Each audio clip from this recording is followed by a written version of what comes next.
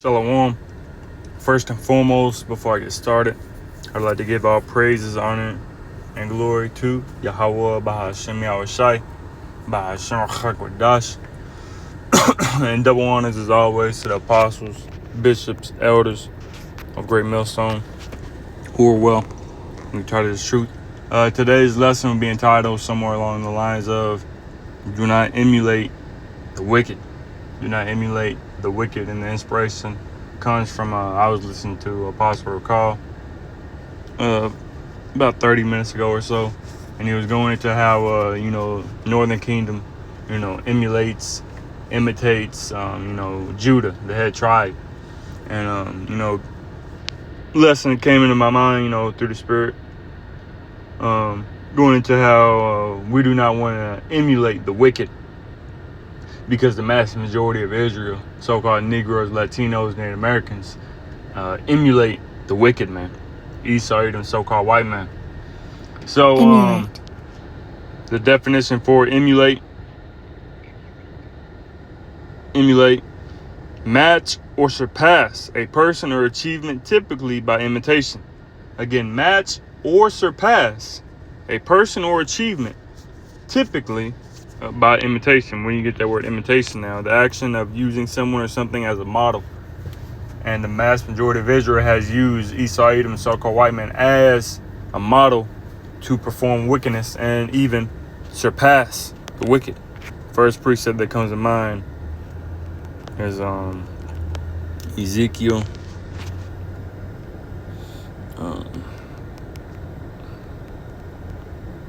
Jeremiah slide. I think there's one in Ezekiel as well.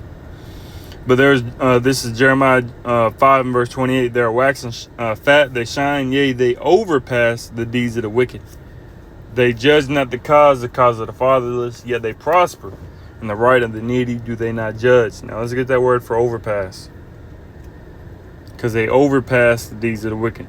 H 5674. It says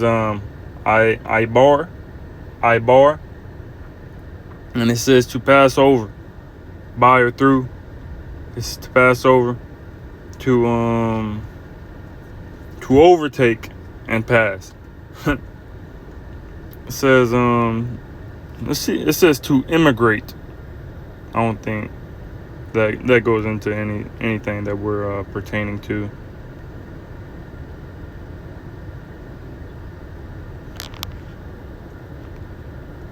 Yeah, no.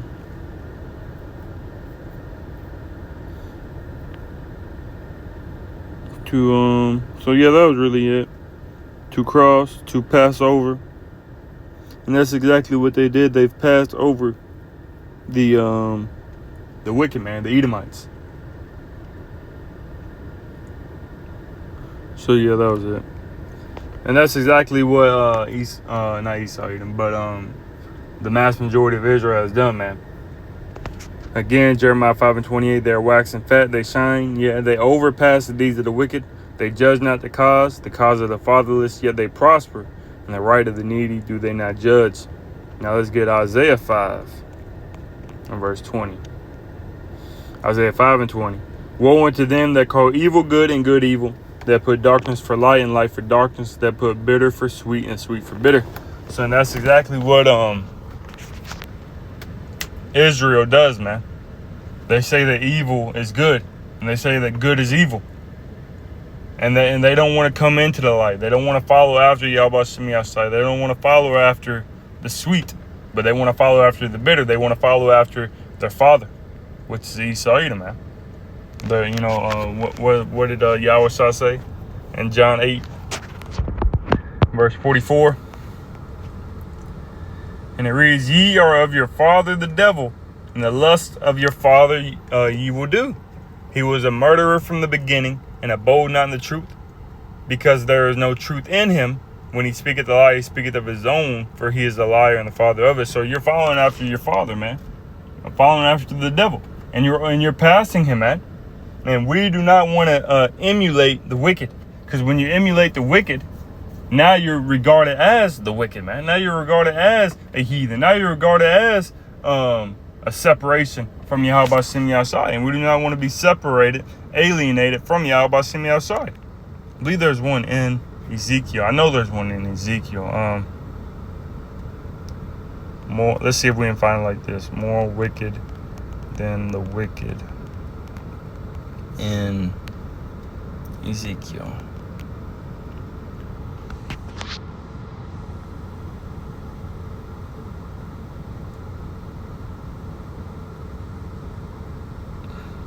I think this is it. Ezekiel 5 and 6 maybe. Ezekiel 5. Yep. Ezekiel 5 and 5. Thus say the Lord, power Yahweh. This is Jerusalem. I have set it in the midst of the nations and countries that are round about her. And she hath changed my judgments into wickedness more than the nations, and my statutes more than the countries that are round about her. For they have refused my judgments and my statutes. They have not walked in them. In the NLT, verse 5, it says, this is what the sovereign Lord Yahweh says. This is an illustration of what will happen to Jerusalem. I placed her at the center of the nations, but she hath rebelled against my regulations and decrees, and has been even more wicked than the surrounding nations. So this is Israel, man. They follow after the wicked, and they do more wicked than the wicked. They follow after their gods, follow after their idols, follow after their ways, and then they far exceed what those nations do, man. Those heathen nations do, and now they're regarded as heathen, man. Generation of vipers. So it says she has refused to obey the regulations and decrees I gave her to follow. Let's keep going in the NLT verse 7. Therefore, this is what the sovereign Lord Yahweh says. You people have behaved worse than your neighbors and have refused to obey my decrees and regulations. You have not even lived up to the standards of the nations around you. Let's see, verse 8. Therefore, I myself, the sovereign Lord Yahweh, am now your enemy. I will punish you publicly while all the nations watch. So the Lord is about to punish you, man, which happened then and then is going to happen now, man. You're more wicked than the wicked. Therefore, the Lord Yahweh Shemi Shai is going to judge you for it, man. And he has to. He's a man of his word. Verse 9, NLT. Because of your detestable idols, I will punish you like I have never punished anyone before or ever will again. So it says what? Parents will eat their own children, and children will eat their parents. I will punish you and scatter to the winds the few who survive, which happened back then. And what are we seeing today? The same thing. And they don't want to listen. They don't want to hearken. The Lord Yahweh Shemi Shai is sending out that message, his message for you to repent, for you to return before that great and terrible day. But they don't want to listen. So that which has happened then is going to happen now, man. And it's going to happen worse.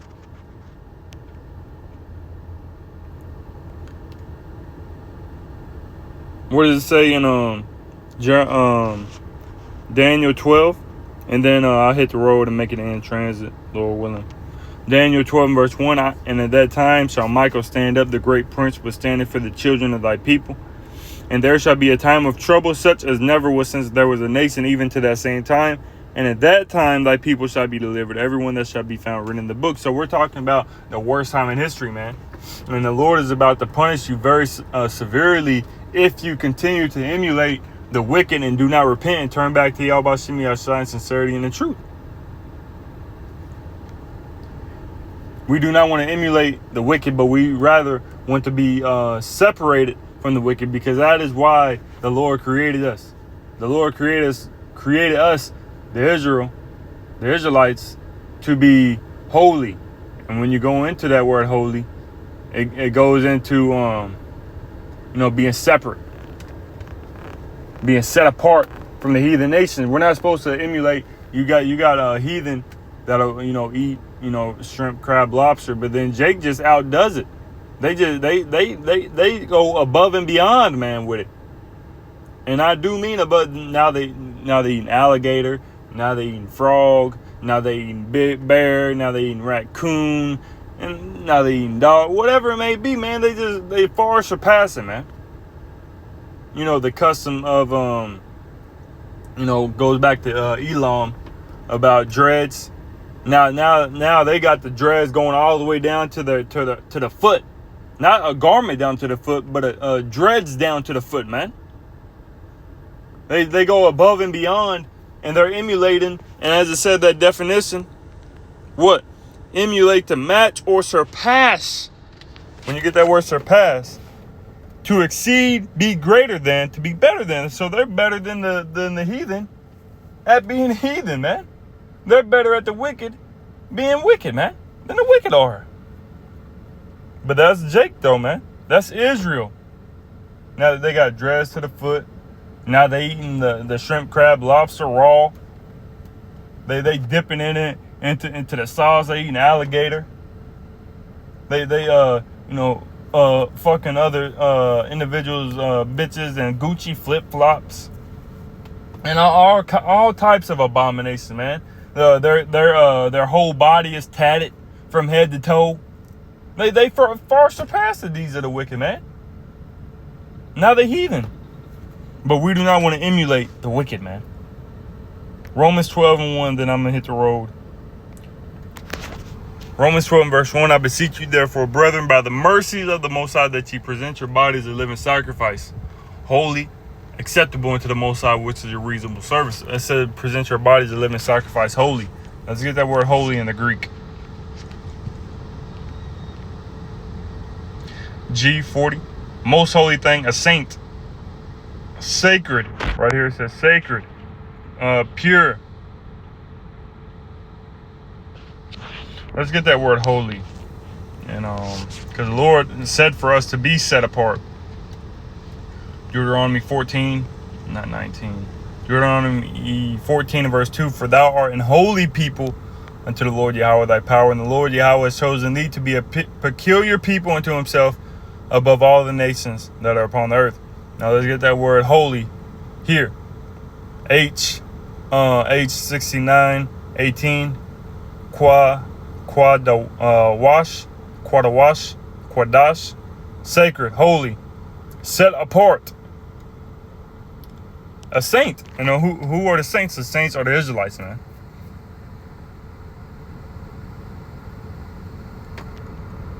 So yeah. And we right here it says pure, clean, free from defilement of crimes, idolatry, and other unclean and profane things. So we're supposed to be separated from these other nations, man.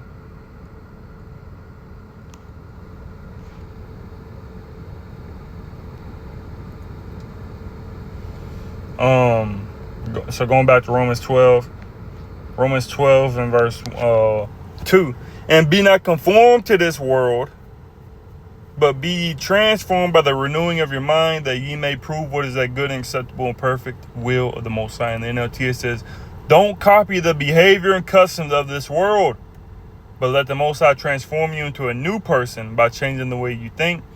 Then you will learn to know the Most High's will for you, which is good and pleasing and perfect. So I'm gonna hit the road, and Lord willing, speak, making not too much longer, and Lord willing, quote scriptures. So what did it say again, man? It said in the NLT, it says don't copy the behaviors and customs of this world, because who is in rulership right now? Who is in rulership right now? The wicked. Esau, the so-called white man. As it says in what Job 9 and 24, the earth is given into the hand of the wicked, and he covered the face of the judges thereof. If not, wherein who is he? So if the wicked is in rulership and power in the power seat, what kind of customs and behaviors is the wicked going to push forth? They're not going to push forth righteous behavior. They're not going to push out righteous customs in the world, but rather they're going to push forth wicked customs. They're going to push forth ungodly customs, wicked behaviors, and we do not want to follow after that way, man. And that's exactly what the individuals of the world are doing. They're following after the wickedness and the ungodliness of this world, and we want to be separate and set apart from them. We want to be set apart from the wicked, from the filthiness and the ungodliness of this world. Because that's what it says in Isaiah 60, Isaiah 60 and verse 2. For darkness shall cover the earth, and gross darkness to people. And the majority of Israelites are following after the darkness, the ungodliness, the wickedness that Esau has presented and pushed forth and uplifted, man. But we do not want to emulate that. We do not want to emulate wickedness, but rather we want to emulate righteousness. And we, at the same time, we know that we will never be able to surpass Yahawashi ever. And in all eternity, we will never be able to surpass Yahawashi. But we want to try to emulate Yahawashi, man. That's what it says in Hebrews 12. You know, looking for, following after Yahawashi, who is the author and finisher of our faith. So we want to emulate righteousness. We want to emulate perfection. We do not want to emulate Esau Edom, but rather Yahawashi, man. Again, we will not be able to. We will never even be able to match Yahawashi, man. We will never, because there's always going to be, you know, an order, a rank within the world, within Israel. But we can do the best that we can with the tools that have been given unto us, man. So we want to emulate Yahawashi. We want to emulate the Most High. What did it say? Be ye perfect as the Father in heaven is perfect. And that don't mean that we're going to be perfect. We can't be perfect. But that means that we do the best that we can, knowing that one day we will be perfect, man. Through the sacrifice that Yahawashi has made for us. We would never be able to be perfect if Yahawashi never did that sacrifice. If the Most High Yahawashi didn't send his son down to be that sacrifice, as it says in John 3:16. For God so loved the world, he gave his only begotten son, that whosoever shall believe in him shall not perish but have everlasting life. Roughly paraphrasing, man. So if it wasn't for the Most High sending his only begotten son, we would never be able to even attempt to emulate Yahawashi. When you go into that word world, it's not speaking about the whole world. In John 3:16, it's speaking about cosmos, which is going to the nation of Israel, man. The government of Israel. So we will never be able to be perfect on this side, but we are being shaped and formed to be perfect once Yahawashi returns, man. And then this is what we're striving after. The individuals of the world, they strive after wickedness. They strive after ungodliness. They strive after, you know, the temporal, the corruptible things within this world, things which is going to rust, decay, corrupt. But we're chasing after the heavenly things.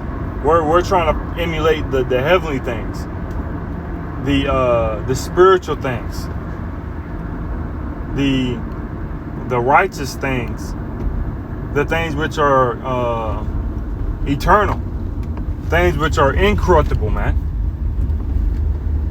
Because when you follow after that, it leads to life. It leads to peace and not to decay, as when you follow and emulate the things within this world, man. Because when you emulate the things in the world, when you emulate the wicked, it only leads to destruction. It only leads to negativity. It only leads to you taking a chip, man. Because now all you focused on is money. Now all you're focused on is eating out and getting, you know, the biggest seafood boil you can. Seeing who can eat the biggest seafood boil. Seeing who can have the biggest July 4th celebration. Seeing who can have the biggest Christmas present decorations and so on and so forth, man. And we don't want to emulate that. We want to emulate righteousness, man. Peace, and not envy, not pridefulness, but peace, positivity, man. So, Lord willing, this lesson was edifying to the spirit, to the body, and to the fold. Before I end it off, I'd like to give all praises, honor, and glory to where it's due to. Yahweh Bahashemi Awashai, Bahashema Chakadas, and double honors as always to the apostles, bishops, elders of Great Millstone. Until next time, Shalom.